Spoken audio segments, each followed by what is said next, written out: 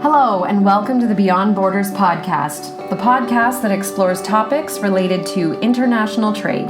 This podcast is brought to you by Buckland. For over 70 years, Buckland has been working to help companies across the world experience global trade in a better way. As a customer-focused company, we provide you with a single source of unmatched customs brokerage, trade managed solutions, freight forwarding, trade technologies, and warehousing and distribution services. I'm your host, Jenny Kaus, Marketing and Communications Specialist at Buckland, and today I'm speaking with our guest, Anka Wimbush. Anka is the National Account Manager and Supplier Diversity Specialist here at Buckland and holds her Certified Customs Specialist designations in both Canada and the United States. And Anka has also passed the Licensed Customs Broker exam. Was it this past fall or? It was, okay, yes. Okay, that's amazing. Thank you. Anka has a depth and breadth of knowledge regarding brokerage and logistics gained over the 20 years she has in the industry. Anka works diligently to create lasting relationships with companies in the logistics industry. Welcome to the podcast, Anka, or I guess as I should say, welcome back, since it isn't your first Beyond Borders podcast. I'm glad to be back. And I'm so glad that you are too, because today we are going to be talking about a topic that is supplier diversity. And it's becoming an increasingly popular topic these days. And for those listeners who may not be familiar with this term, supplier diversity is a business practice which exists with the goal of encouraging the use of underutilized businesses. It can be so difficult for these historically underrepresented types of companies to compete in today's economy. However, these supplier diversity programs help to level the playing field. So Anka, let's get started with some examples that are represented when we talk about supplier diversity programs. What types of businesses are we talking about? For sure. There are a range of types, and some of the more common ones that you will hear about is the woman-owned, minority-owned, the LGBT-owned, veteran, and also the Aboriginal-owned. Great. Okay, thank you. That helps to kind of provide some context around what types of businesses we're talking about, and we'll certainly understand that those are companies that might not have had the same advantages of other companies as we look back. And just out of curiosity, how did this type of business practice of supplier diversity get its start? How long has this been going on? Yeah, supplier diversity had its origins in the 60s with civil rights legislation and affirmation action under the U.S. President Kennedy, and continued on with President Johnson, Nixon, and President Reagan, who all had roles in moving forward policies regarding minority businesses. Once these policies were in place, companies needed to find out ways to ensure that they were meeting their targets. They needed ways to connect with diverse suppliers. And that is really how you start to see the development of organizations for these minority-owned businesses spring up. There are many organizations that offer certification programs to their members. And in order to provide standards which are adhered to or verification of eligibility for these programs. These types of organizations work closely with companies with supplier diversity programs in order to showcase their members. This is a great way for these diverse suppliers to work together and really maximize their exposure to big brands.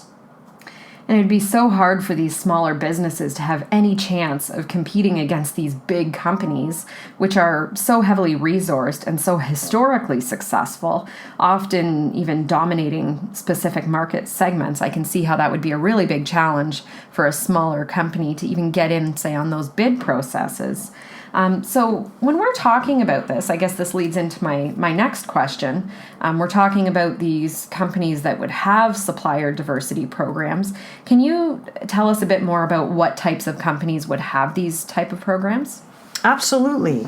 Supplier diversity programs have become an integral part of a corporate social responsibility and just make good business sense. Multinational corporations such as Walmart, Toyota, Coca-Cola, Ford, Kellogg's, General Motors, for example, all have supplier diversity programs. Companies are very aware that their customers are watching the way that they operate in the world. And in today's social climate, they know that consumers are discerning and want to do business with responsible companies. Supplier diversity programs are a part of a great corporate social responsibility strategy to ensure that a company is not only profitable, but ethical. Not only that, companies also know that people want to work for companies doing good in the world. And a supplier diversity program in place can ensure that people know that their employer is making ethical choices. I completely agree. And especially the part that you said about, consumers, they are so much more savvy than ever, and they really care about the way that they're spending their money, and they want to ensure that they are supporting ethical companies. And of course, companies want to ensure that they're making the best possible choices regarding the suppliers that they deal with, while considering, of course, what is best for the business's bottom line. So I think that that's something important. And I think as well, employees want to be sure that their company's doing good in the world. I think more than ever, it matters to people about where they work and how that company is existing in the marketplace. And they want to be sure that the place that they're giving their time is doing good in the community. I actually recently read a quote from the Government of Canada Status of Women website that says, "Businesses owned by women and minorities are vital to Canada's economic prosperity.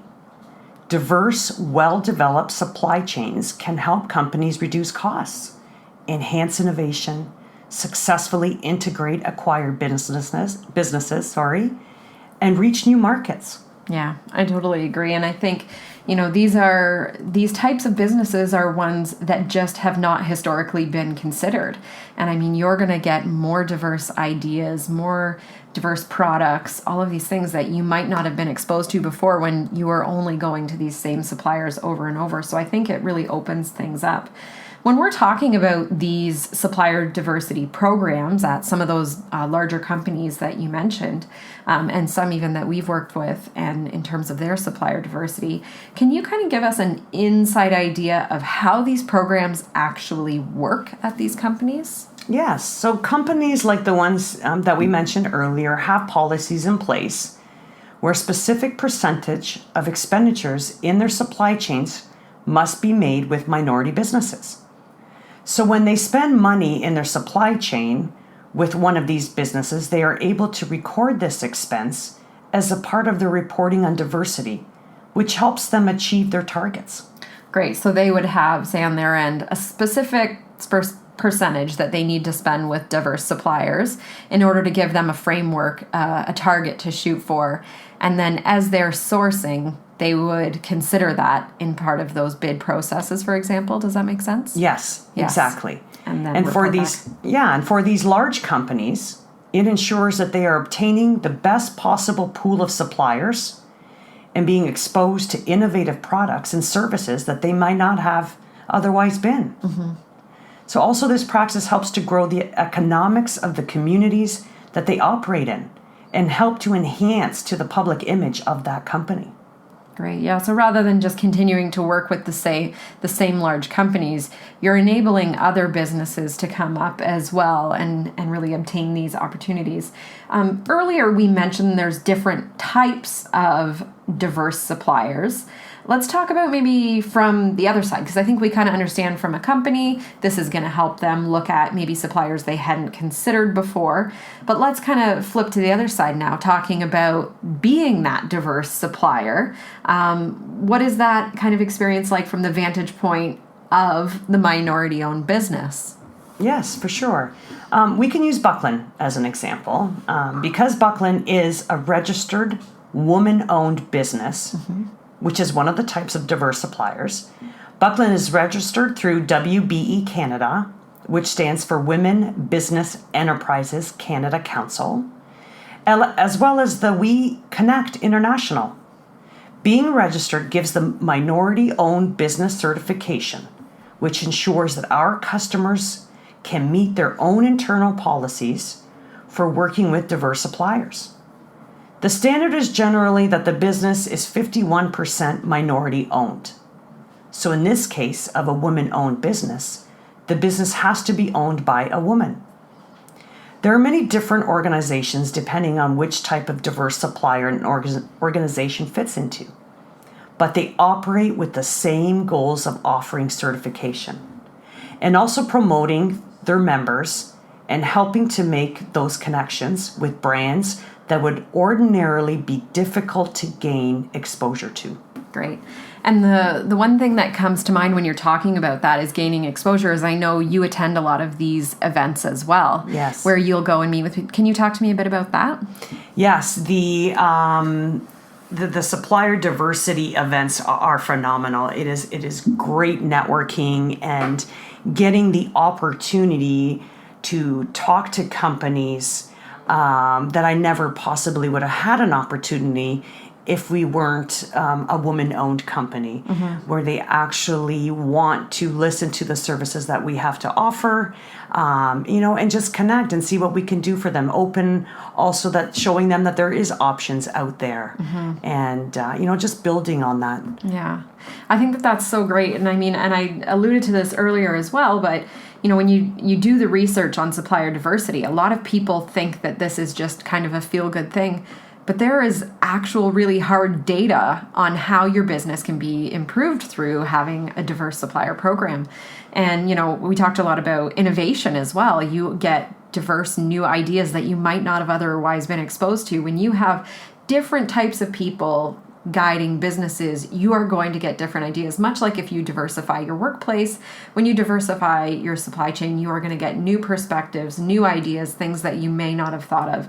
So I think it's such a wonderful practice. And I know even having seen the events that you've gone to and attended on behalf of Buckland, it's so interesting because you get to meet with those companies who maybe you wouldn't have had that exposure to get in front of as easily. Absolutely. Against, say, other competitors, and they wouldn't have had the chance to see us. And, we might offer a service that a larger competitor can't and be able to really tailor to them. So I think it's such an amazing business practice, and I know it's been a real game changer for Buckland as well.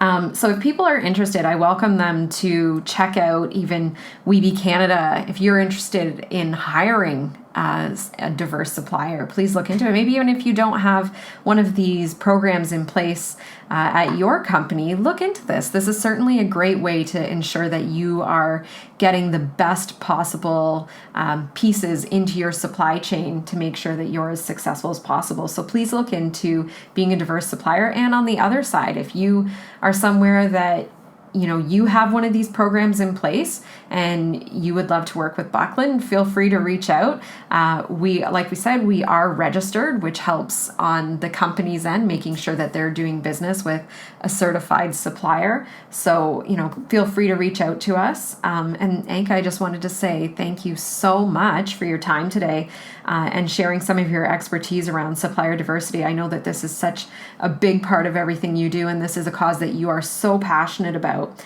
So thank you for sharing your time and all of this knowledge about such an interesting topic. And I really appreciate it. Thank you. Yes, you're so very welcome, and I'm honored. If a listener has any questions about supplier diversity, I would welcome them to reach out. What's the best way for them to reach out if they have questions? Yes, absolutely. Please feel free to reach out to Buckland at csagroup@buckland.com. If you have any questions at all about supplier diversity, or if you have a question, and any services that we may be able to help you in, please don't hesitate to contact us. Great. Thank you so much. And thanks again, Anka, for your time today. Yes, thank you for having me. That's the Beyond Borders podcast for today. Thank you so much for listening, and thank you to our guest, Anka Wimbush, for joining us and for sharing your expertise about supplier diversity. If you're looking for more resources related to international trade, please check out buckland.com and click on the Learning section across the top of our website. Here you'll find a range of resources, including learning guides, webinars, and podcasts, just like this one. Our downloadable learning guides may include Incoterms charts, common trade terminology, even common pro forma mistakes, and many more that you can download. We also host live monthly webinars, and we invite you to sign up online to secure your spot for an informative presentation followed by a live Q&A session. The best way to keep up to date on all of these resources that I've mentioned is through our weekly newsletter. We send out a newsletter every single Wednesday containing these latest resources, as well as a roundup of the latest trade news delivered straight to your inbox. If you have any questions, please feel free to reach out to us through our website's Contact Us page, through Twitter, where our handle is @BucklandTweets, or on our LinkedIn company page. Thank you for listening to the Beyond Borders podcast. Be sure to tune in again and subscribe for more great conversations about importing, exporting, and everything else in the world of logistics and international trade.